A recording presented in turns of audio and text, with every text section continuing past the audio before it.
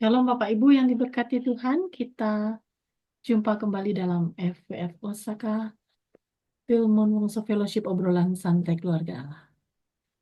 Kita akan bersama-sama belajar firman Tuhan, eksposisi 1 Korintus 11 yang malam hari ini akan dibawakan oleh hambanya Pastor Freddy Ongko Saputra.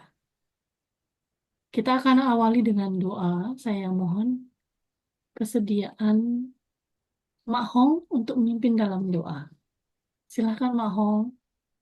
Oke, kita mari sama-sama berdoa. Bapa di surga, di dalam nama Tuhan Yesus, kami ucap syukur, terima kasih Tuhan. Kami bisa berkumpul melalui FWF ini Tuhan, untuk mendengarkan firman, lebih memahami firman Tuhan, itu semua kehendak Tuhan, supaya kami bisa dewasa dalam rohani kami. Terima kasih Tuhan, terima kasih untuk Tuhan urapi hamba-Mu, Pak Freddy, yang akan membawakan firman Tuhan. Urapi kami semuanya yang hadir Tuhan, dengan kuasa Roh Kudus, agar kami lebih memahami lagi, mengerti firman Tuhan dengan benar, dan melakukan dengan benar. Terima kasih Tuhan Yesus, terima kasih. Berkatilah ibadah Zoom ini Tuhan, hanya di dalam nama Tuhan Yesus, Allah yang hidup. Haleluya, amin. Amin. Untuk hambanya Amin, Pastor amin. Freddy, waktu kami serahkan, silakan Pastor. Ya, baik. Selamat malam semua. Malam ini kita akan sama-sama belajar 1 Korintus 11, ayat 1 dan seterusnya. Jadi, ini tentang berbicara tentang etika gitu ya. Etika yang mana Paulus sampaikan agar bagaimana sih kita jadi orang Kristen gitu.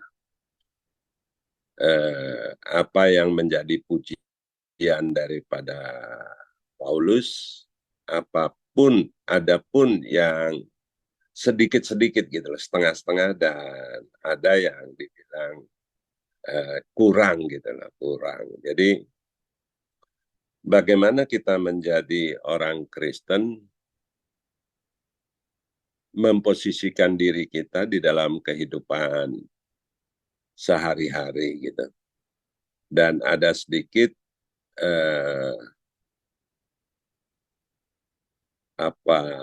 perbuatan kita yang ada ikatannya dengan firman Tuhan. Jadi 1 Korintus 11 ini agar kita berusaha untuk bisa mengikuti apa yang diajarkan, agar kita bisa membawa perbuatan kita, tingkah laku kita itu bisa membuat orang melihat dan orang percaya kepada Kristus. Jadi mari kita belajar bersama-sama agar seperti apa sih anjuran daripada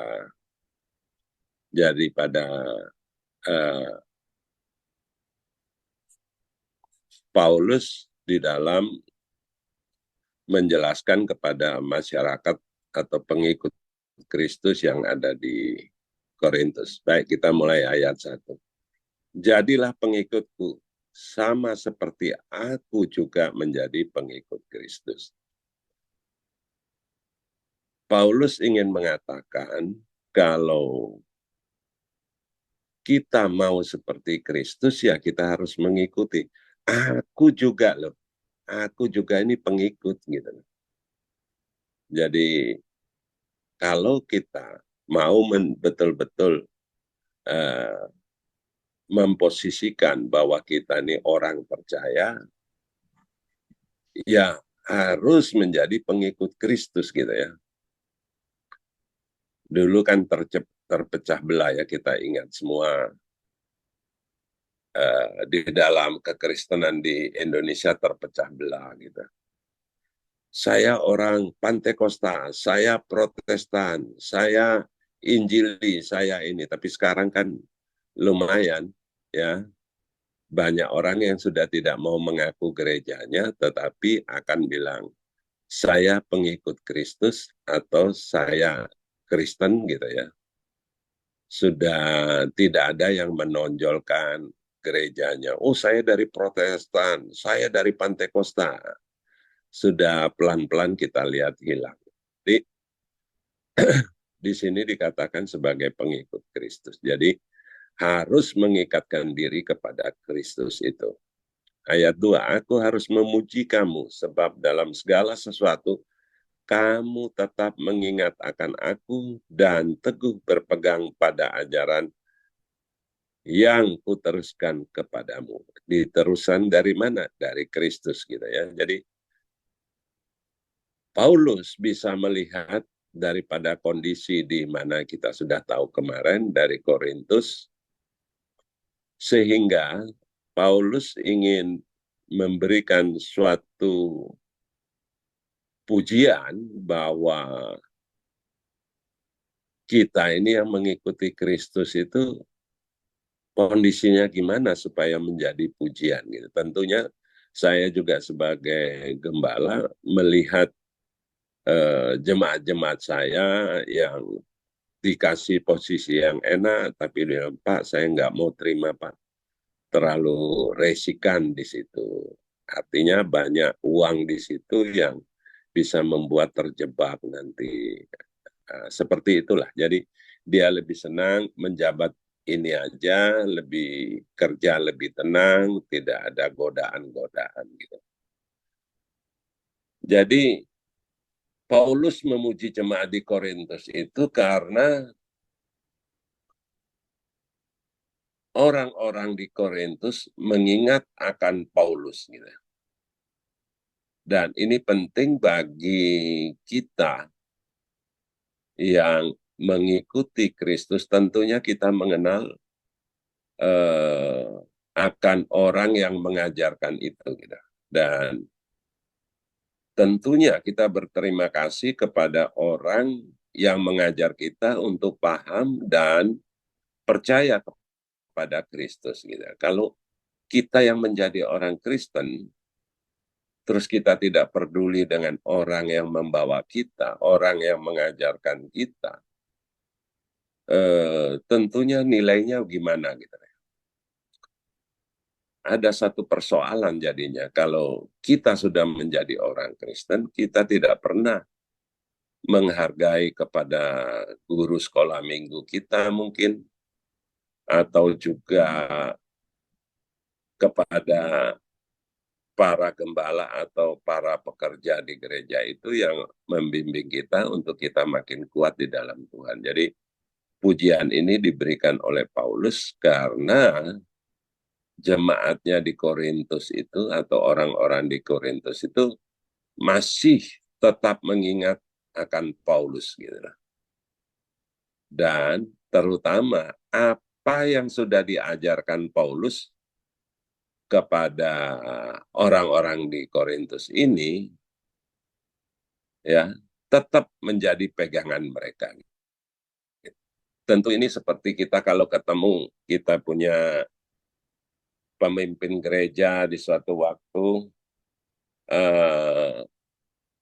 pemimpin itu kalau melihat kita masih rajin ibadah, di dalam kelompok tertentu masih berperan, masih hidupnya baik, tentunya menjadi satu sukacita. Sehingga dipuji, ya. Paulus memuji karena mereka tetap teguh berpegang pada ajaran yang sudah disampaikan oleh Paulus. Tetapi aku mau supaya kamu mengetahui hal ini, yaitu kepala dari tiap-tiap laki-laki ya. Ini loncat ini ya. Jadi setelah bicara itu, dia mau mengajarkan lagi gitu. Setelah salam ini, dia ingin mengajarkan lagi kepada orang-orangnya Paulus di Korintus Jadi dia mengingatkan lagi, tetapi aku mau supaya kamu mengetahui hal ini, yaitu kepala dari tiap laki-laki ialah Kristus. Ini hierarki yang diajarkan. Kepala dari perempuan ialah laki-laki, dan kepala dari Kristus ialah Allah. Nah, ini yang saya sempat omongkan pada waktu itu. Kalau ini dibalik-balik, bagaimana gitu? Apakah kita masih melakukan hal yang sudah diatur Tuhan? Atau kalau kita balik, apa resikonya? Ya, tentunya kita sebagai pengikut Kristus harusnya bisa memahami apa yang diajarkan ini gitu ya. Jadi Paulus menginginkan supaya kita ngerti, kita tahu gitu. Jangan lu udah jadi Kristen terus sembarangan gitu ya. Tetapi harus tahu hierarki atau yang harus kita jalankan gitu. Jadi di sini katakan yaitu kepala dari tiap-tiap laki-laki ialah Kristus. Jadi kita sebagai orang Kristen laki-laki, kepala kita Kristus. Bukan istri kita ya, kira-kira gitu ya. Kepala dari perempuan ialah laki-laki. Dan kepala daripada Kristus ialah Allah. Tiap laki-laki yang berdoa atau bernubuat dengan kepala yang bertudung, menghina kepalanya. Tetapi tiap-tiap perempuan yang berdoa atau bernubuat dengan kepala yang tidak bertudung, menghina kepalanya. Sebab ia sama dengan perempuan yang dicukur rambutnya. Dan ini menceritakan pada saat itu bahwa dalam cara mereka di dalam pertemuan, di dalam berdoa maupun bernubuat,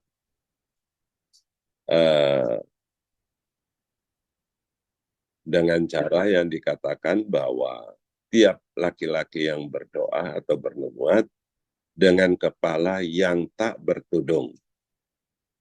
Ya.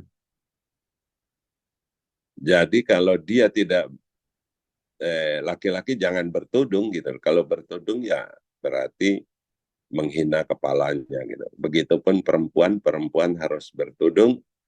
Kalau tidak dia menghina kepalanya sendiri. Sebab ia sama dengan seperti perempuan yang dicukur rambutnya. Lanjut supaya nanti kita paham. Sebab jika perempuan tidak mau menudungi kepalanya, maka haruslah ia juga menggunting rambutnya.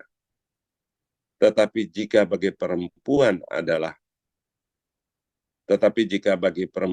adalah penghinaan bahwa rambutnya digunting atau dicukur, maka haruslah ia menudungi kepalanya. Sebab laki-laki tidak perlu menudungi kepalanya, ia menyinarkan gambaran dan kemuliaan Allah. Tetapi perempuan menyinarkan kemuliaan laki-laki. Wow, luar biasa.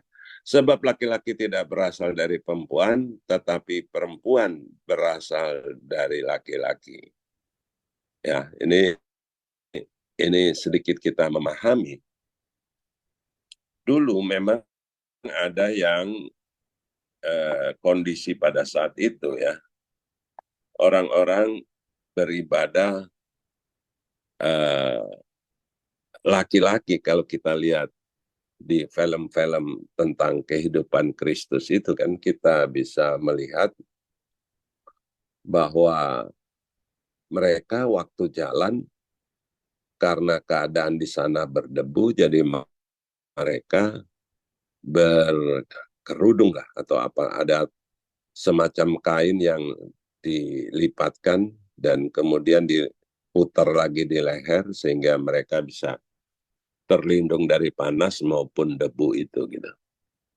Tetapi kalau mereka lagi ibadah, kain itu harus diturunkan ke belakang gitu. Jadi kepalanya tidak boleh ada tudungnya. ini mereka mengikuti aturan yang dimana laki-laki bertudungkan kepada Kristus gitu ya. Perempuan atau tunduk kepada laki-laki gitu. Nah, ini yang penting kita pahami dulu. Hukum ini sudah ada, cuma Paulus ingin menjelaskan kembali agar kita bisa melakukan hierarki yang sudah ada pada saat itu gitu. Jadi ini ada apa ya? Ada hubungan dengan aturan pada saat itu atau budaya atau tradisi pada saat itu gitu. Jadi dikatakan bahwa pria tunduk kepada Kristus gitu ya. Wanita tunduk kepada pria gitu, laki-laki. Nah, ini dilihat bahwa karena keberadaan perempuan itu karena laki-laki dibilang gitu ya. Mungkin kita baca lanjut supaya lengkap biar ini tidak apa namanya dua kali ya. Sebab jika perempuan tidak mau menudungi kepalanya, maka haruslah ia juga menggunting rambutnya. Tetapi jika bagi perempuan adalah penghinaan bahwa rambutnya digunting atau dicukur, maka haruslah ia menudungkan kepalanya. Sebab laki-laki tidak perlu menudungkan kepalanya, ia menyinarkan gambaran dari kemuliaan Allah. Tetapi perempuan menyinarkan kemuliaan laki-laki. Sebab laki-laki tidak berasal dari perempuan, tetapi perempuan berasal dari laki-laki. Ini tentang penciptaan manusia itu ya. Jadi ada hubungan dengan penciptaan manusia. Waktu itu Adam diciptakan sudah jadi laki-laki, ya. Kemudian wanita itu diambil dari tulang rusuknya dan dibuatlah jadi perempuan. Ya, jadi maksudnya itu. Sebab laki-laki tidak berasal dari perempuan, tetapi perempuan berasal dari laki-laki gitu ya. Jadi tentang penciptaan itu yang mana tulang rusuk, katanya tulang rusuk Adam diambil dan diciptakanlah perempuan gitu. Lanjut, dan laki-laki tidak diciptakan karena perempuan, tetapi perempuan diciptakan karena laki-laki. Oke? Sebab itu perempuan harus memakai tanda wibawa di kepalanya oleh karena para malaikat. Namun demikian dalam Tuhan tidak ada perempuan tanpa laki-laki. Dan tidak ada laki-laki tanpa perempuan.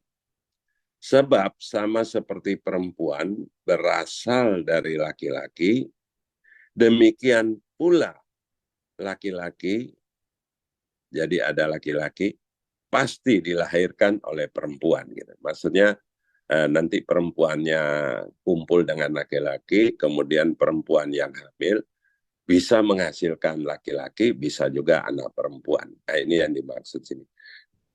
Dan segala sesuatu berasal dari Allah, karena Allah sendiri yang menenun di dalam kandungan wanita. Pertimbangkanlah sendiri, patutkah perempuan berdoa kepada Allah dengan kepala yang tidak bertudung? Nah, ini kan di sini ada kata-kata ya, pertimbangkanlah sendiri. Patutkah perempuan berdoa kepada Allah dengan kepala yang tidak bertudung? 14, bukankah alam sendiri menyatakan kepadamu bahwa adalah kehinaan bagi laki-laki jika berambut panjang, ya. Tetapi bahwa adalah kehormatan bagi perempuan. Jadi laki-laki ini juga penting bagi wanita. Tetapi bahwa dalam kehormatan bagi perempuan jika ia berambut panjang. Nah, ini satu contoh lagi untuk wanita harusnya berambut panjang. Gitu.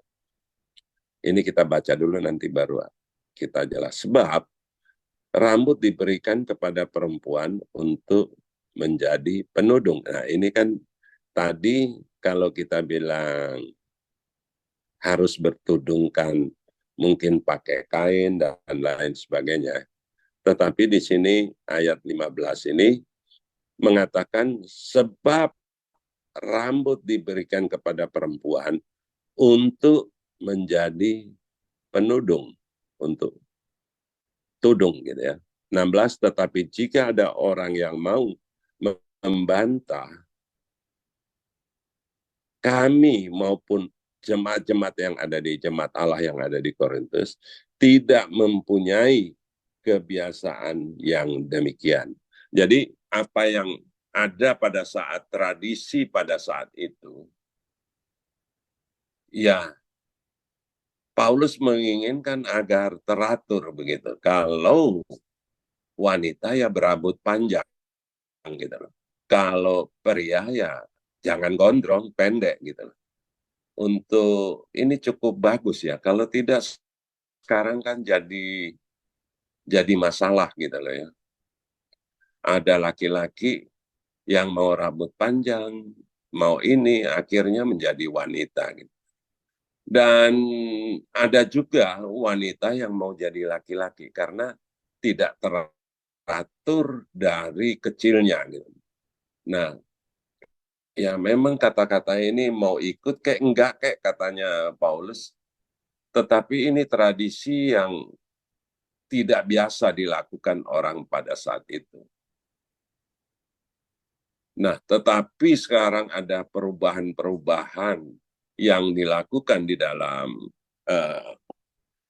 kehidupan kekristenan, tradisi yang ada, sudah sesuka-suka hati gitu loh. Suka-suka hati, ya kita harus terima akibatnya karena tradisi itu tidak dipertahankan gitu loh. Karena dulu kan ada laki-laki rambut gondrong, lebih ganteng atau apa. Dan banyak terjadi wanita-wanita yang sekarang kita lihat mau model seperti laki-laki ya, rambut. Malah ada yang gundul, bukan pendek aja, tetapi ada yang gundul. Nah, tetapi apa yang terjadi di saat-saat sekarang ini? Begitu banyak laki-laki yang merubah cara hidupnya menjadi wanita-wanita cantik dan merubah tubuhnya untuk seperti sempurna seperti wanita. Begitupun sebaliknya, perempuan-perempuan yang memotong rambutnya pendek dan dibiarkan saja. Anak dari kecil umpama diajarkan, oh rambut potong, oh nggak apa-apa, lucu ya, dan lain sebagainya. Nah, tradisi ini juga mengakibatkan sekarang banyak wanita yang istilahnya sekarang tomboy mungkin ya, tomboy atau gerakannya kayak laki dan itu pun menjadi pujaan gitu. Akhirnya banyak terjadi kerusakan gitu. Tapi ini terserah kita gitu lah. Tapi Paulus mengatakan, ya ini tradisi kami gitu. Tapi kamu mau bikin situ suka-suka lu, tetapi tidak bisa mengubah tradisi kita. Gitu. Nah ini satu ungkapan untuk kita memahami gitu ya, bukan hanya tentang yang sini dikupas tentang rambut ini ya. Tetapi kalau kita pelajari, maka ini terjadi penyimpangan gitu. Jadi satu hal tradisi yang ada, sudah yang diatur, terus kita menyimpang. Oke, mungkin nggak ada masalah gitu, maksudnya begitu. Oh, ada laki-laki rambut gondrong. Oke aja. Tetapi kalau dia berkelanjutan, setelah rambut panjang, dia berkelanjutan lagi. Saya mau kayak perempuan itu, jalannya kayak gini lah. Gitu ya. Atau mungkin dia lihat wanita ngomongnya enak, dia ikutlah gaya-gaya perempuan dalam berbicara. Nah, ini kalau berkelanjutan terus, akan mengakibatkan anak laki kita yang benar-benar laki, karena dengan pergaulan mau ikut-ikutan dan merasa bagus, tidak mengikuti tradisi yang harus diikutin gitu ya.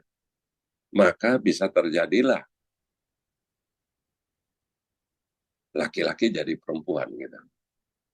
Atau yang tadi saya jelaskan, bahwa bisa terjadi perempuan yang bilang, oh dipotong pendek, wah bangga. Gesit ya dia ya kayak laki-laki, alias biasa disebut tomboy gitu. Bagaimana kalau kelanjutannya? Dan lama-lama dia mencintai laki-laki. Begitupun tadinya perempuan, laki-laki, ya maksud saya tadi ini, jadi kalau perempuan yang tomboy itu, nanti dia bisa menjadi mencintai perempuan gitu. Artinya perempuan dengan perempuan. Itu juga laki-laki. Setelah dia rambut panjang, kalau berkelanjutan, maka dia akan membiasakan diri seperti perempuan. Dan akhirnya dia bukan cari cewek lagi, tetapi dia akan mencintai sejenisnya gitu. Nah, ini luar biasanya pada saat itu sudah diperingatkan untuk apa tradisi yang sudah diajarkan itu, ya nggak main-main lah. Tetapi kita yang tidak mau mengikuti tradisi itu, ya jadinya nanti resiko tanggung sendiri, kira-kira begitulah. Nah, inilah yang disampaikan Paulus untuk kita memahami, tidak bisa dirubah-rubah gitu loh. Jadi seperti halnya juga bahwa laki-laki itu dengan rambutnya kelihatan ya, bukan gondrong, akan membawakan yang tadi kita sudah baca itu, bahwa laki-laki itu mempunyai semacam karisma atau itu ya, kayak ada wibawanya begitu. Sedangkan perempuan juga harus berambut panjang. Dan dikatakan tadi hubungan dengan bertudung, ya, menjaga rambutnya gitu loh. Tetapi rambutnya itu juga merupakan suatu mahkota gitu ya. Maka di situ dikategorikan pada saat berdoa atau nubuat gitu. Dalam sehari-harinya ya silakan gitu loh. Bahwa wanita yang berambut panjang itu mau terbuka no problem, karena itu juga merupakan mahkota keindahan dari wanita gitu loh. Tetapi kalau kita yang mau mengacak-acak, gimana gitu loh? Kalau rambut panjang si laki-laki dan perempuan mempunyai rambut pendek atau kadang-kadang dibotak. Ya, ini sudah terjadi gitu. Di Singapura, kalau nggak salah anaknya Perdana Menteri, perempuan, rambutnya plontos, botak, kemudian menikah juga dengan perempuan gitu ya. Perempuan menikah dengan perempuan. Bingung gitu saya kira Perdana Menterinya itu punya anak perempuan, kawin dengan perempuan, dipestakan besar lagi gitu ya. Dan lama-lama ini dianggap biasa gitu loh. Dianggap biasa. Pemerintah sampai hari ini juga tidak ada larangan. Makanya saudara-saudara kalau lihat di TikTok, laki-laki yang sudah mulai setengah-setengah, artinya dia juga pakai make up, dan mereka berpelukan begitu ya. Nggak ada larangan, nggak ditutup. Menko Info ya nggak menutupnya sebagai tontonan hari-hari. Nah, ini akan mengakibatkan lebih cepat lagi. Akan lebih cepat lagi ternyata yang menjadikan bahwa pria nggak ada wibawanya apa nggak ada, nanti ya lembek-lembek gitu semua gitu ya, lembek-lembek gitu. Nah, pelukan lah, jalannya udah kayak perempuan gitu. Ini dipertontonkan terus gitu, yang mungkin disebut LGBT gitu kan ya. Jadi dulunya enggak, tetapi karena pergaulan dengan melihat bahwa orang di Korea berpenampilan itu dan menjadi top gitu ya, penghasilan besar, dan rame-rame lah orang ikut, termasuk di Indonesia gitu. Beberapa orang sudah merubah dirinya menjadi perempuan dan makin top gitu, sehingga laki-laki lain ini pun anak-anak ya tentunya ya, untuk mulai terpengaruh untuk berbuat seperti itu gitu. Jadi Paulus ingin menyampaikan hal yang seperti ini, hati-hati gitu loh. Ya, lu mau nggak mau potong rambutmu juga suka-suka lu, tetapi tradisi tidak bilang seperti itu gitu ya. Kita bisa baca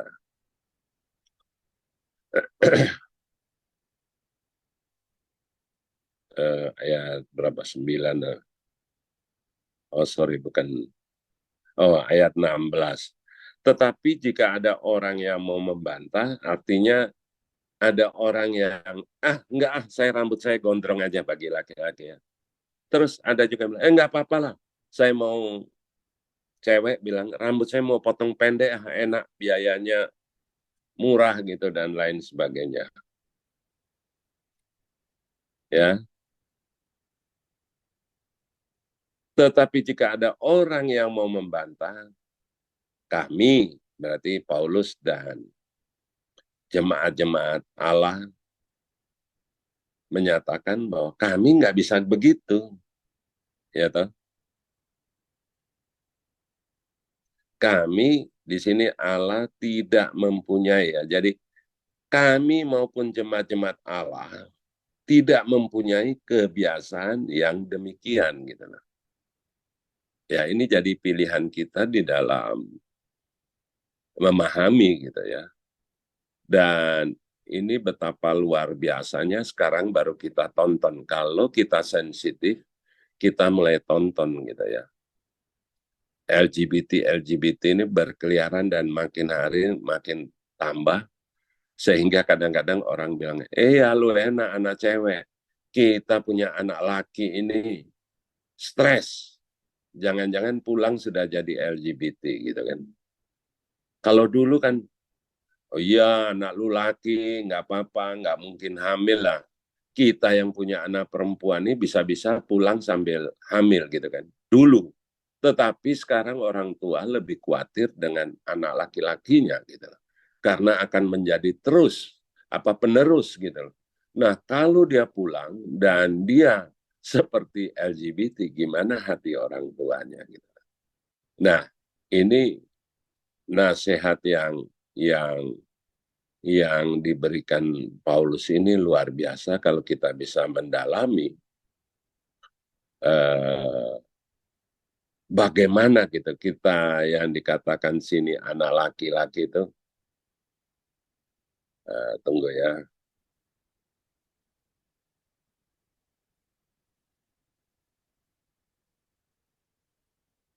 di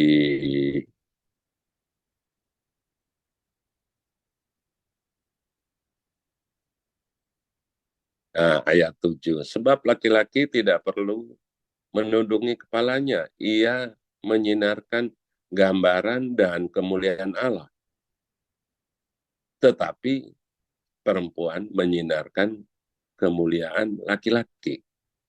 Nah, bagaimana kalau dia pulang itu tidak menjadi atau tidak menyinarkan gambaran dari kepada kemuliaan Allah? Ini kan yang perlu kita bersama-sama berpikir untuk hal ini, apakah kita mengikuti eh, kehidupan dari barat atau apa, kan dulu begitu, celana kasih cengking, ada yang komprang, ya toh, terus rambut gondrong, sepatunya bagaimana, ada yang sepatu tinggi kan gitu kan zaman dulu kan. Terjadi perubahan-perubahan terus. Ya untung kembali lagi ke sepatu biasa gitu. Kalau pakai slop tinggi gitu gimana gitu kan. Tapi kita bersyukur ini kembali gitu kan, dengan sepatu yang biasa gitu. Tetapi sekarang lebih mengerikan tentang uh, perubahan sifat ini ya. Kalau sebetulnya dimulai dari hal yang simpel gitu. Mau rambut panjang atau dia mulai ya pakai muka dan pakai pemutih dulu, kemudian dia mulai wah alis saya kurang lebat pakai alis, ya oke lah, masih laki-laki lah. Tetapi kemudian terus menerus dan dengan pergaulan yang apa bahasa Jawa bombong gitu ya, tusuk tusuk gitu ya. Oh bagus lu gitu lu, wah luar biasa lu, cakep kayak gini lu. Kemudian mulai tambah lagi gitu kan. Kenapa? Jadi dalam hal kebiasaan yang tidak baik ini bisa terjadi lagi. Di zaman sekarang ini, masalah uang menjadi masalah. Sehingga yang keluar daripada konteks ini dengan mudah digulung, ditambah lagi semua orang butuh duit. Nah, sedangkan yang setengah-setengah ini, setengah pria, setengah perempuan ini, keberadaannya bisa menciptakan uang gitu. Entah nanti di salon, entah di dalam modeling gitu ya. Dan ini menjadi tren gitu loh, Korea dan lain sebagainya, Thailand dan Indonesia sudah mulai gitu ya. Nanti ada videonya di mana beberapa laki-laki merubah diri menjadi wanita yang cantik-cantik dan sekarang sudah lagi masuk si laki-laki yang merubah jadi perempuan ini kawin dengan laki-laki. Jadi akhirnya laki-laki kawin dengan laki-laki. Hal ini untuk saya sampaikan di mana Paulus ingin menginginkan kita semua untuk bisa mempertahankan aturan-aturan ini. Jangan kita dengan gampangnya, maka ini banyak tanda tanya yang ditulis oleh Paulus gitu lah, untuk kita memikir sendiri gitu lah. Jadi kita lihat dari 13, pertimbangkanlah sendiri, patutkah perempuan berdoa kepada Allah dengan kepala yang tidak bertudung? Tanda tanya. Bukankah alam sendiri menyatakan kepadamu bahwa adalah kehinaan bagi laki-laki jika berambut panjang, ayat 14 tuh. Jadi ayat 15, tetapi bahwa adalah kehormatan bagi perempuan jika dia berambut panjang, tanda tanya di belakang. Sebab rambut diberikan kepada perempuan untuk menjadi penudungnya. Ya, jadi ini semua dikasih tanda tanya ini untuk diberikan kepada kita untuk kita berpikir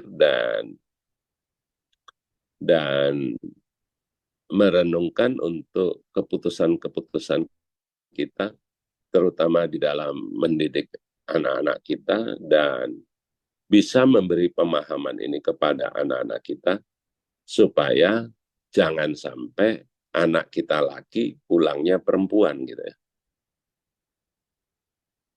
Jadi penting bagi kita merenungkan keinginan Paulus untuk mengajarkan kepada kita agar Jangan sampai aturan-aturan yang sudah diberikan dengan gampang aja kita meniadakannya. Ya sebetulnya nggak apa-apa lah laki-laki rambut panjang. Bisa-bisa aja, maka dikasih tanda tanya tadi. Ya lu pikir sendiri lah gitu kan. Tetapi yang saya ingatkan tadi bahwa itu sudah terjadi di saat sekarang. Yang punya anak laki-laki 12, 14 tahun, ya siap-siap. Mereka terpengaruh atau tidak dengan TikTok Korea itu yang masuk itu. Bangga karena dia bisa jadi kaya gini-gini ya. Ya menurut saya cukup mencekam gitu ya. Karena dengan mudah terjadi perubahan mungkin di luar, bisa juga keluar dari rumah biasa pakai jaket, sampai di rumah temannya sudah mulai bersolek, ya rambutnya panjang mulai digelombang atau apa, bisa aja gitu loh. Jadi ya mudah-mudahan kita semua ini nanti mau memikirkan apa yang Paulus pesankan agar jadilah laki-laki, bagi laki-laki jadilah laki-laki gitu. Yang perempuan pun jadilah perempuan gitu. Ikuti tradisi yang sudah ada. Karena kalau kita tidak mengikuti apa yang ada, tentunya banyak. Ya, saya dulu tuh banyak itu tercondong dari Amerika. Tetapi dalam saat-saat sekarang ini banyak yang condong ke Korea begitu ya. Perempuan juga begitu, make up-nya, obat make up, operasi apa tuh, alis mata, tato lah apa itu, banyak kan dari Korea. Terus kantong mata yang turun, nanti pakai apa, ditarik jadi kenceng. Muka sudah keriput, pakai Korea punya. Jadi semua sudah ke arah Korea gitu. Jadi ya kita berhati-hati karena dunia ini informasinya sudah cepat sekali. Kita untuk menjaga. Jadi yang dimaksudkan Paulus yang kita lihat sekarang sudah terjadi gitu. Jadi tradisi itu sebetulnya kuat dan mengajarkan untuk kita bisa bertahan begitu ya, bertahan daripada kita merubah dan akibatnya ya kita terima sekarang gitu. Oke, kita lanjut ke berikutnya. Nah, ini tertulis dalam judulnya. Kebiasaan-kebiasaan yang salah dalam perjamuan kudus. Jadi Paulus ingin menjelaskan semua tentang kehidupan kita, laki-laki dan perempuan, dan juga tentang bagaimana dengan hal perjamuan kudus. Dalam peraturan-peraturan yang berikut, aku tidak dapat memuji kamu. Ya, ini untuk penjelasan ya. Lakukan atau tidak. Kalau dia tidak memuji, ya agak jelek gitu lah. Tetapi kamu bisa melakukan seperti tadi di ayat 2, berarti benar kamu itu ingat aku dan ingat juga teguh di dalam pelajaranku gitu lah. Tetapi ada juga yang di ayat 17 ini, dalam peraturan-peraturan yang berikut, aku tidak dapat memuji kamu. Berarti ada melenceng. Sebab pertemuan-pertemuanmu tidak mendatangkan kebaikan, tetapi mendatangkan keburukan. Nah, ini nanti kita baca jelas gitu ya. Jadi pertemuan-pertemuan itu bukan kita makin bersatu, tetapi bisa aja terjadi perpecahan. Tetapi Paulus juga, ya perpecahan itu malah bagus gitu lah. Perpecahan di dalam pertemuan-pertemuan terjadi perpecahan malah lebih bagus gitu. Bisa nyata, yang baik jadi baik, yang bobrok biar tambah bobrok gitu ya.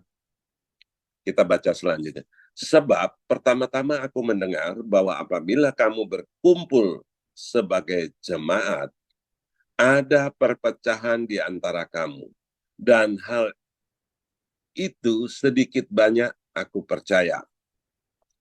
19, sebab di antara kamu harus ada perpecahan, supaya nyata nanti siapakah di antara kamu yang tahan uji, ya, yang tadi saya sampaikan.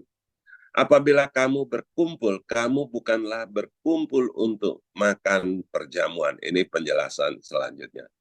Jadi yang pertama di ayat 17, 18, 19 itu, bahwa ya nggak usah takut. Kalau kita berkumpul ya, pasti ada perpecahan. Yang ayat 18 mungkin jelas. Sebab pertama-tama aku mendengar bahwa apabila kamu berkumpul sebagai apa? Jemaat. Jadi kalau di dalam gereja ada pertikaian, seru gitu ya. Seru. Jadi dalam pemikiran kita jangan negatif bahwa di dalam gereja ada perbedaan. Jangan buru-buru kita bilang hal itu. Wah, gembalanya nggak mampu, ya nggak apa-apa. Ya, bahwa pasti di dalam berkumpul ya sebagai jemaat ada perpecahan di antara kamu. Dan hal itu sedikit banyak aku percaya. Ayat 20, apabila kamu berkumpul, kamu bukanlah berkumpul untuk makan perjamuan Tuhan. Sebab pada perjamuan itu, tiap-tiap orang memakan dahulu makanan sendiri, sehingga yang seorang lapar dan yang lain mabuk. Apakah kamu tidak mempunyai rumah sendiri untuk makan dan minum? Atau maukah kamu menghinakan jemaat Allah dan memalukan orang-orang yang tidak mempunyai apa-apa? Apakah yang kukatakan kepada kamu, memuji kamu dalam hal ini, aku tidak memuji. Jadi begini saudara, kita harus memahami dulu konteksnya. Kalau ada pesta di zaman itu, kalau tradisi pada saat itu, kalau kita ke pesta itu, kita bawa makanan gitu ya. Mungkin Australia atau mana juga begitu. Kayak kalau kita ke pesta ulang tahun, ya kita bawa makanan apa. Bir juga bawa sendiri. Kalau kita hobi makan bir juga. Minum bir, kita bawa sendiri birnya. Gitu. Jadi pada saat itu demikian adanya. Jadi kita ke pesta itu kita membawa makanan ya. Saya lihat di Alor masih. Jadi ada acara akbar di kampung begitu.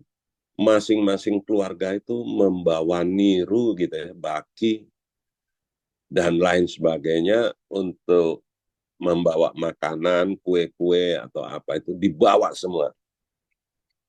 Nah, ini yang disampaikan Paulus begini loh. Kalau kamu hadir di dalam perjamuan itu, ada makan-makan itu, sebaiknya kamu pikir dulu gitu loh. Contohnya saya pikir, maaf aja ini cerita aja ya, supaya lebih paham. Kalau ada acara, ya, ada satu undangan, gitu. Ada undangan, saya mau ke pesta.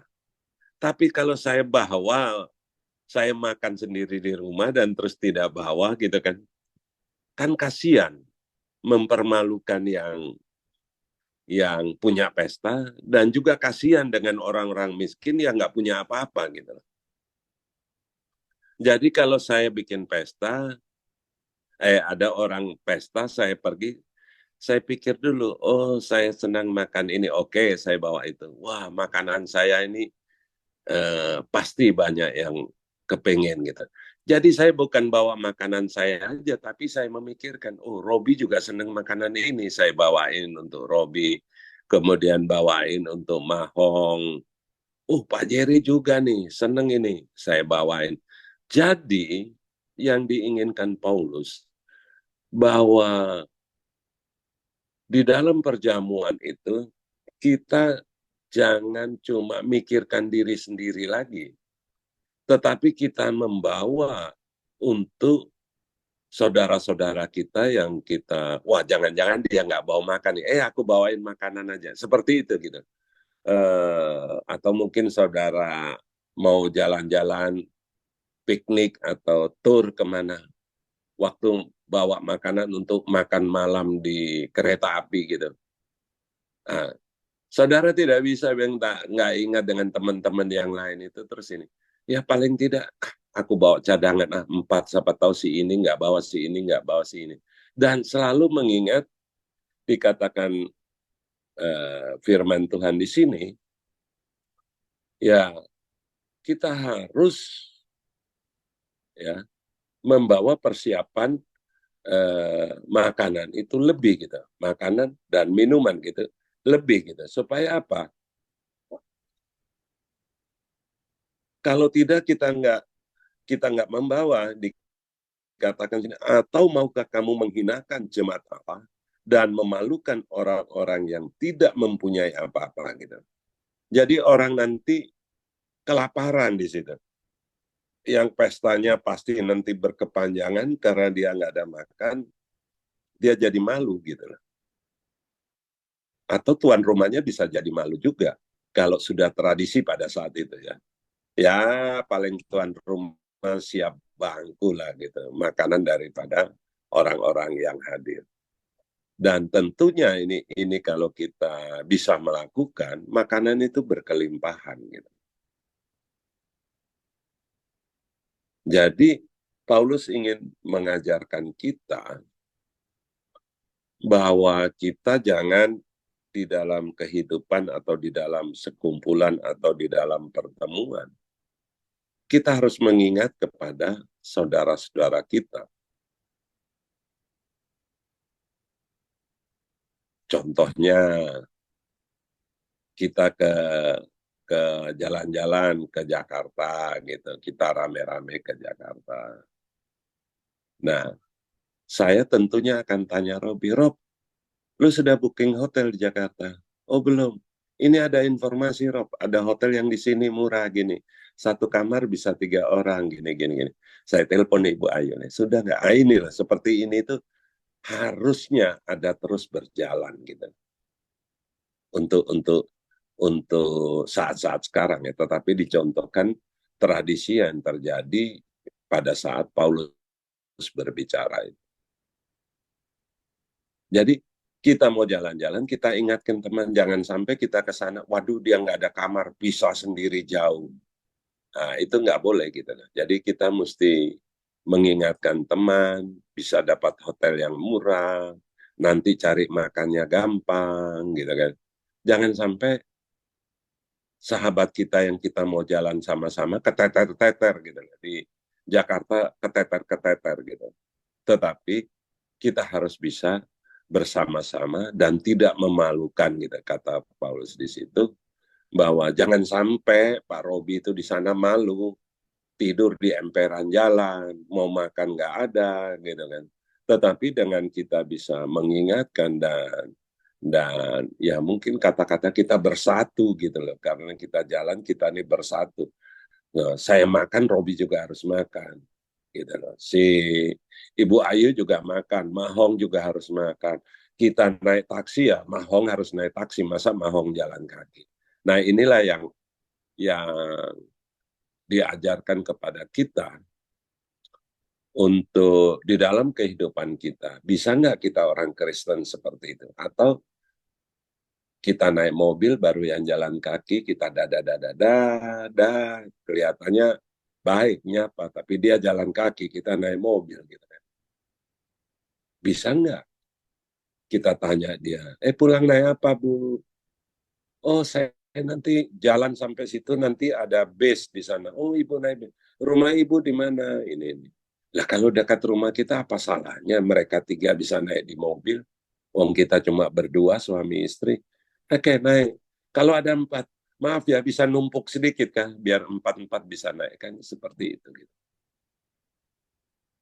Nah, itu yang dicontohkan oleh Paulus ini agar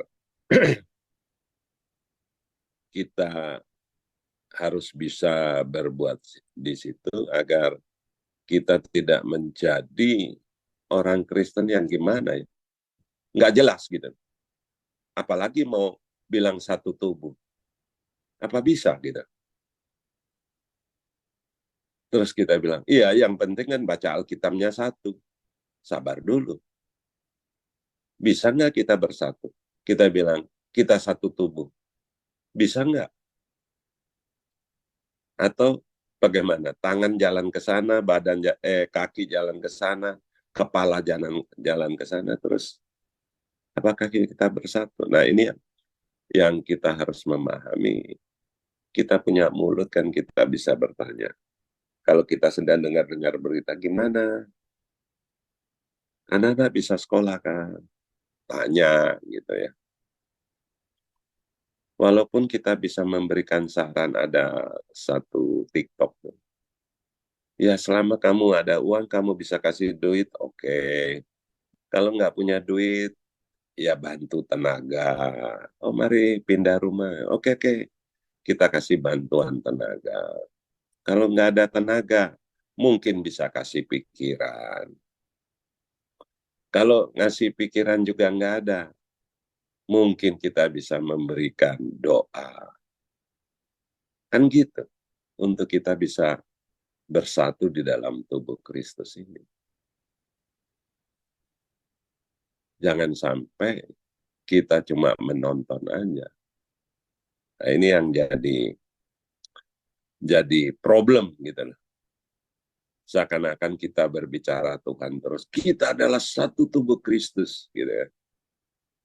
Padahal ada apa gitu loh.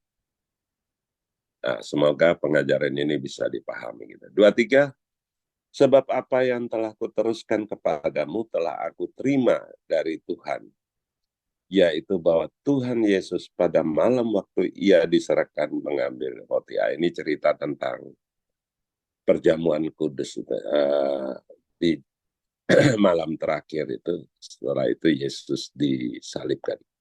Dan sesudah itu ia mengucap syukur atasnya, ia memecah-mecahkannya dan berkata, inilah tubuhku yang diserahkan bagi kamu. Perbuatlah ini menjadi peringatan akan aku. Demikian juga ia mengambil cawan sesudah makan, lalu berkata, cawan ini adalah perjanjian baru yang dimeteraikan oleh darahku. Perbuatlah ini setiap kali kamu meminumnya, menjadi peringatan akan aku. Sebab setiap kali kamu makan roti ini dan minum cawan ini, kamu memberitakan kematian Tuhan sampai ia datang. Jadi barang siapa dengan cara yang tidak layak makan roti atau minum cawan Tuhan, ia berdosa terhadap tubuh dan darah Tuhan. Karena itu, hendaklah tiap-tiap orang menguji dirinya sendiri dan baru sesudah itu ia makan roti dan minum dari cawan itu. Karena barang siapa makan dan minum tanpa mengakui tubuh Tuhan, ia mendatangkan hukuman atas dirinya. Sebab itu banyak di antara kamu yang lemah dan sakit dan tidak sedikit yang meninggal. Waduh, ya. Kalau kita menguji diri kita sendiri, hukuman tidak menimpa kita. Tetapi kalau kita menerima hukuman dari Tuhan, kita dididik supaya kita tidak akan dihukum bersama-sama dengan dunia. Karena itu, saudara-saudaraku, jika kamu berkumpul untuk makan, nantikanlah olehmu seorang akan yang lain. Kalau ada, ini tadi yang saya jelaskan, ini kesimpulannya ada di 33. Karena itu, saudara-saudaraku, jika kamu berkumpul untuk makan, nantikanlah olehmu seorang akan yang lain gitu. Jadi nggak geruduk bikin habis saja. Jadi memikirkan orang lain untuk bisa dapat makan. 34, kalau ada orang yang lapar, baiklah ia makan dahulu di rumahnya, supaya jangan kamu berkumpul untuk dihukum. Hal-hal yang lain akan kuatur kalau aku datang lagi. Jadi tadi yang setelah saya jelaskan itu muncullah tentang perjamuan kudus, itu menjelaskan bahwa persiapan kita pun demikian gitu. Untuk bukan berebutan untuk terima roti aja, tapi lu harus pikir gitu. Apakah kamu sudah berbuat hal yang baik ketika kamu akan terima roti itu, anggur itu, darah Yesus itu, atau enggak gitu. Jadi ya kalau memang belum, ya ingat baik-baik lah gitu loh. Maka diingatkan, selesaikan dulu gitu loh. Pengertiannya seperti itu. Jangan karena kita, nanti kalau saya nggak ambil, kelihatan saya brengsek. Ya nggak apa-apa, daripada apa akibatnya, kan gitu kan. Jadi karena itu hendaklah tiap-tiap orang menguji dirinya sendiri, dan baru sudah ia makan roti dan minum dari cawan. Silakan. Tentunya kata-kata ini tidak usah ditafsir, sudah penuh pengertiannya. Ya kalau memang nggak layak, ya jangan ambil lah. Saya masih ada utang ini belum bayar, saya ada benci si ini jadi belum bisa saya ampuni. Ya jangan ambil. Karena percuma kamu nanti ngambil-ngambil begitu. Jadi bukan kita ambil terus kita suci, sedangkan diri kita sudah berbuat malah memalukan Tuhan gitu. Jadi jangan kita ada dosa terus sedang bermusuhan sama orang terus terima. Ya enggak lah. Ya. Karena ini perintahnya ada di sini loh. Karena itu hendaklah tiap-tiap orang menguji dirinya sendiri, dan baru sesudah itu ia makan roti dan minum dari cawan. Beresin dulu. Memahami, oh ya, aku ini sungguh berdosa kepada Pak Jerry. Saya ada kesalahan bicara dengan Ibu Ayu. Uji dulu, selesaikan dulu itu. Baru kita boleh makan roti dan minum dari cawan itu. Jadi nggak asal-asalan. Akhirnya ya kita tidak menghargai Tuhan kita gitu. Sembarangan aja, lagi apa juga. Jangan-jangan sambil mabuk makan roti dan minum dari cawan gitu.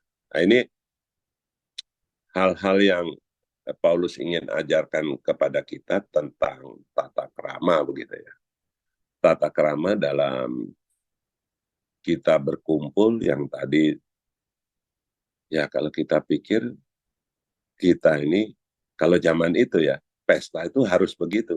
Tetapi di zaman sekarang apa salahnya? Mungkin kita mau pergi rumah Ayu, terus Ibu Ayu bertanya, Pak Freddy udah makan belum nih?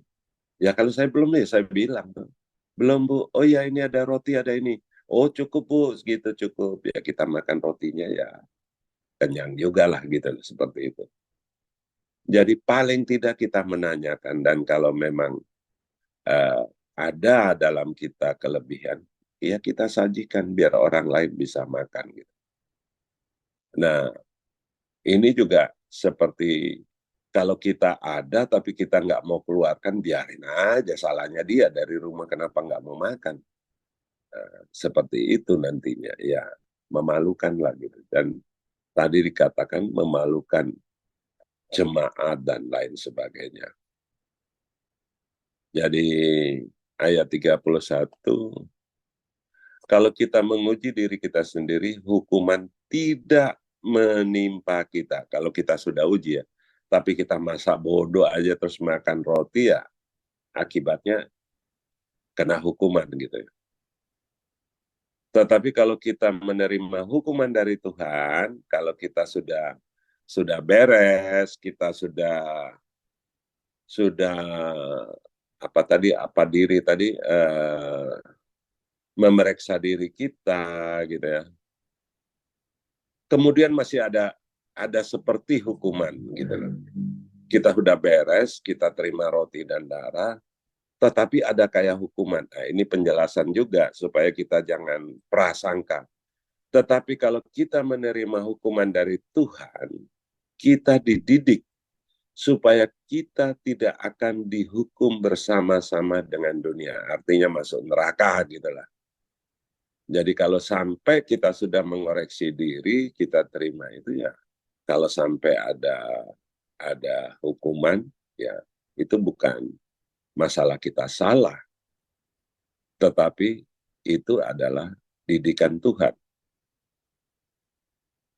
supaya kita tidak sama-sama dengan dunia ini, dihukum dengan dunia ini. Karena itu, saudara-saudaraku, jika kamu berkumpul untuk makan, nantikanlah olehmu seorang akan yang lain. Ya, kalau kita bersaudara, ada 10 orang, yang jam sekian, ya kumpulin. Yang pulang jam 12, ada berapa orang? 4 orang. Diukur nasinya, gitu. Nanti yang jam 2 baru pulang, nah dia lihat makanannya masih ada. Jangan merasa kuat, maka ini semua dimakan habis, bagaimana yang lain gitu. Jadi dalam hal makanan juga kita menjadi problem gitu. Tetapi yang Paulus ingin mengatakan, ya mungkin bahasanya, lu percaya deh, kalau lu nggak atur kayak begini kebiasaan hidupmu, lu payah-payah gitu loh. Lu akan payah gitu.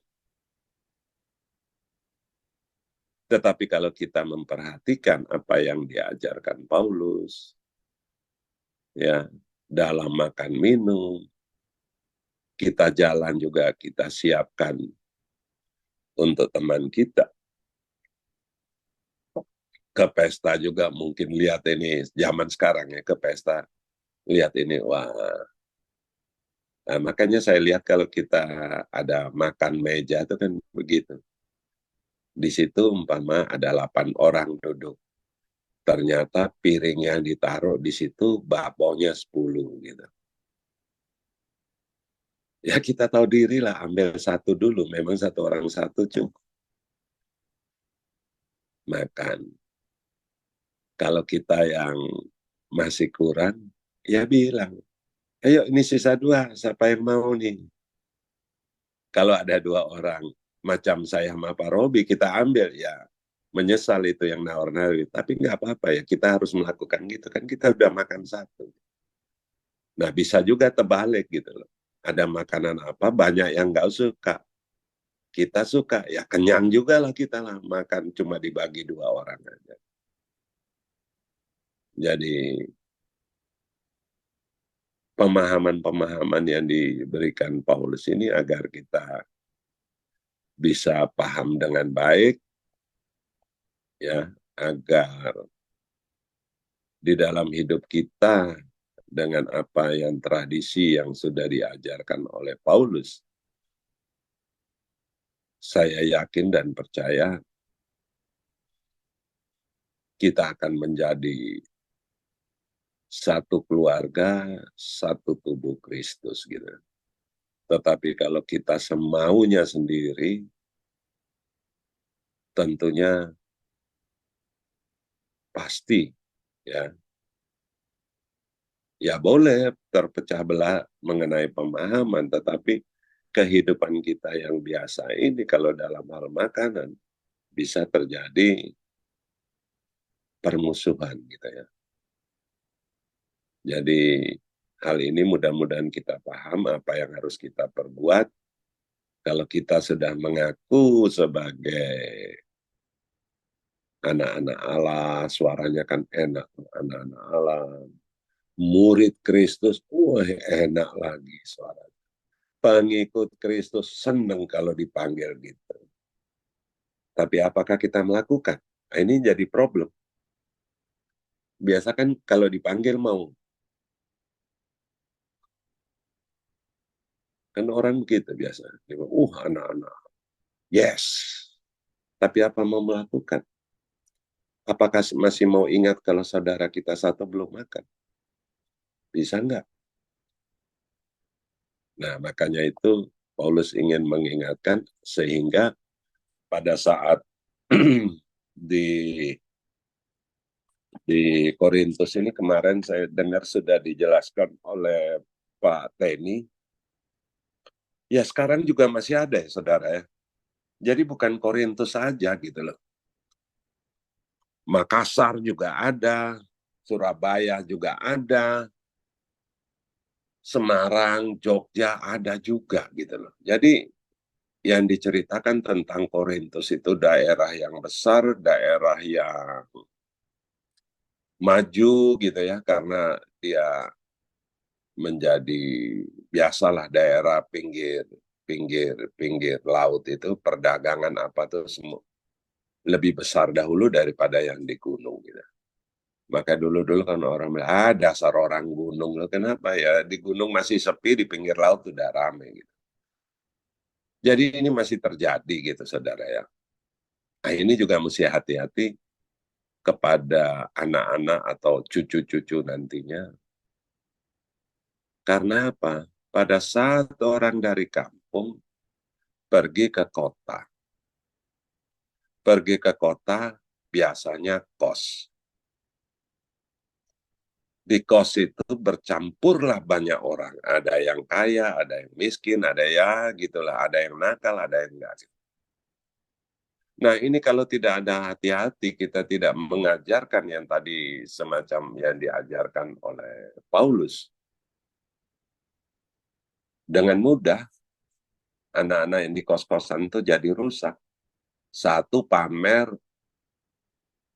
iPhone 16. Satu mau beli nggak ada duit. Dia cuma bisa beli umpamanya HP China. Oke, kalau dia merasa cukup. Kalau tidak, ngotot mau beli. Sedangkan keluarga di kampung nggak ada duit. Maka semaraklah wanita-wanita yang menjual diri yang notabene-nya banyak dari mahasiswi-mahasiswi gitu. Ini terjadi. Terjadi juga pada yang laki-laki. Pada saat keinginan mereka di kos ingin ini, mau jemput pacarnya, nggak punya duit, dan lain sebagainya. Ya barang orang disabetkan gitu. Maka ini hanya bisa ditolong kalau sesama itu mempunyai hati untuk mungkin bertanya, lu udah makan belum? Belum. Oke, ini gua ada lebih nih, beli 2. Ini 1 lu pakai ya. Ya kalau ada lu sekamar ada temen lu ya bagi 2 lah makan. Jadi untuk menekan terjadinya perbuatan-perbuatan yang tentunya berbahaya bagi mereka sendiri dan mengakibatkan kehidupan mereka selanjutnya jadi susah gitu. Jadi mudah-mudahan ini kita bisa memahami dan men-sharekan agar kita bisa uh, merubah pandangan-pandangan yang ada yang sudah menuju ke kejahatan bisa kembali dengan sentuhan-sentuhan kita sedikit. Yang kemarin dulu saya sampaikan bahwa wanita yang perdarahan 12 tahun artinya ada suatu penderitaan yang luar biasa selama 12 tahun perdarahan. Tetapi cukup dengan menyentuh jubah Yesus, artinya dengan sentuhan sedikit aja, dia bisa sembuh. Nah inilah, bisa saja orang itu jahat karena apa? Mungkin kita sentuh sedikit, udahlah, lu jadi tukang kebut di tempat gua lah. Udah selesai masalah.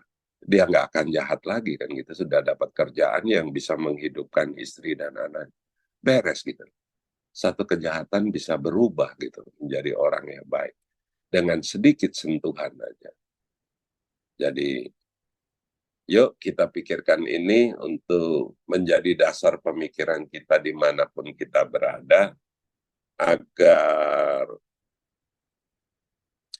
segala sesuatu saya yakin bisa menjadi baik gitu, dengan perbuatan-perbuatan kita. Demikian aja Bayu, terima kasih, Tuhan memberkati. Terima kasih Pastor Freddy.